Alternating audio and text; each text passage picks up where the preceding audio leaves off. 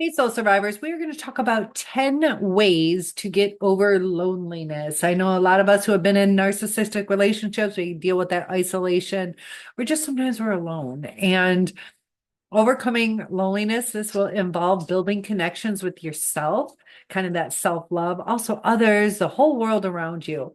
So you can cultivate self-compassion. Practice self-compassion by exercising if you feel lonely. Acknowledge these emotions without judgment. You can say to yourself, it's okay to feel this way.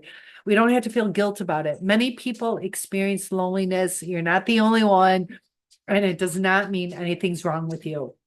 Sorry, I'm a little bit sick. Also, take self-soothing techniques. Engage in activities that can make you feel comforted. Wrap yourself in a warm blanket. I use a weighted blanket. I love it. And listening to calming music, taking a soothing bath. And it's good to establish a daily routine. And, you can create a daily schedule that involves activities that you enjoy, and also tasks that can give you a sense of purpose. We all have a deep desire for belonging, sense of purpose, and it can be things such as hobbies, work, learning something new. And this structure can help reduce feelings of emptiness. Also feels really good with your morning rituals to have a positive one where you express gratitude, take a few minutes and be thankful for the things that you do have, using that mindfulness where you get your mind in check. Try to avoid social media, make your bed so when you are ready for nighttime, everything's all put into place. And it's good to reconnect with friends and family when you're feeling lonely. um Even if you think about exercising, maybe make a list of people that you've lost touch with but would like to reconnect with. Start sending just a simple message asking if they'd like to join you. You don't have to necessarily deep dive into deep conversations. Maybe you're not ready for that, but if you're out exercising, watching a movie, or just going for a walk, sometimes that takes the pressure off. There are a lot of different social groups you can connect with, or different classes, churches, synagogue, whatever you belong to or want to. And they have local groups that you can join, online groups, people that share the same interest as you, book clubs, fitness, hobby groups. And when you start having engagement with people who have the same shared activities, there's just natural opportunities for this connection. I used to go to sewing classes, and there's already topics to talk about, and you can give back to your community. Small acts of kindness practices in your daily life, such as complimenting someone, holding the door open, offering help. It's just a little connection, and these little connections add up over time. And uh you can try meditation involving sending thoughts of love and kindness to yourself or others. And by doing this, it fosters this sense of connection and compassion. Reach out to people and pursue personal growth. Try to learn something new, set personal goals, something small, let it be achievable, and just make yourself better each day. It can be, fitness, learning a new language, developing a creative skill, or something that you've been wanting to tackle. Progress through these goals, and you get that sense of accomplishment and purpose. You feel good about yourself. And when you feel good about yourself, it's more natural to reach out to people, and it changes how people perceive you too, where you're exciting, you have something to talk about, something to share. And nature walks are fantastic. You can focus on the sights and the sounds and the smells and just be in that moment. It can help ground you. You can do that by yourself or with others, but a connection with nature can kind of take away some of that loneliness. You see all the beautiful animals out there and just how fantastic this world is. It gives you a sense of hope. And there are local support groups if you want to consider joining a therapy or support group. It can be incredibly validating and comforting, make you not feel so alone in the things you're going through. Some people like to adopt a pet.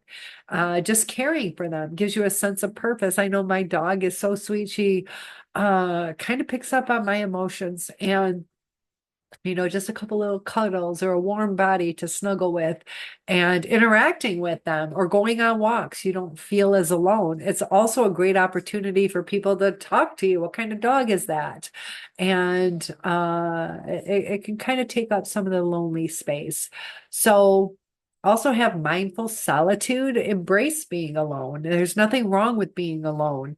And you can practice this without any distractions. Don't get so involved in your phone or your TV. Focus on things that bring you joy. Reflect, meditate, simply relax. Try to think of the positive instead of the negative things. And it can make you feel more comfortable being alone, so it's not as needy to have people around. And,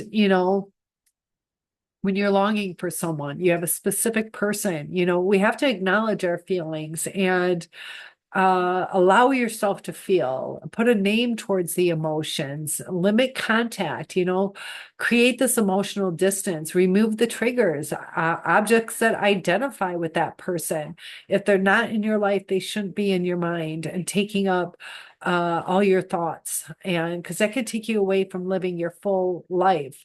And focus on the present, engage. You have to practice that mindfulness, and that'll help reduce the intensity of the longing. It'll also shift your attention to be in the here and now. So many times we focus on the past that we're not living in today, and that's where it just feels off, and we're longing for something that isn't in today, and we're not experiencing things. So it almost feels like a slow death, and we want to feel alive. So living in today helps you feel alive. Challenges idealization. Focus on what you've learned. Consider what the relationship taught you about yourself, your needs, your boundaries.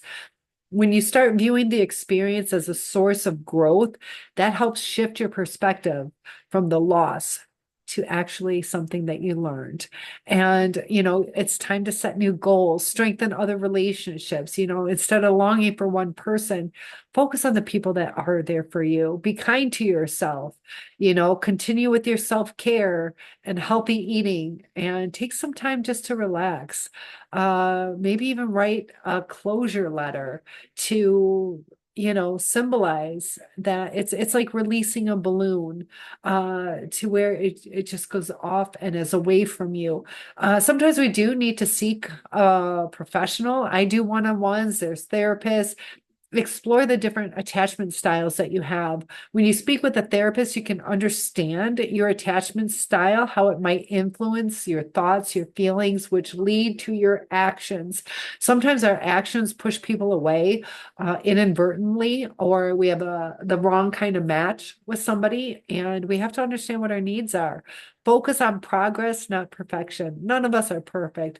Go ahead and celebrate those small victories in your healing, whether it's a day when you don't have to think about the person as much, or just a moment when you felt genuinely happy again. Healing is possible. Loneliness doesn't have to feel lonely. There's things you can do to occupy your time, to grow, to learn, to explore new things. Life is worth living, and that's what it's meant for. It's not meant to live in the past. The past happened. We can't change it.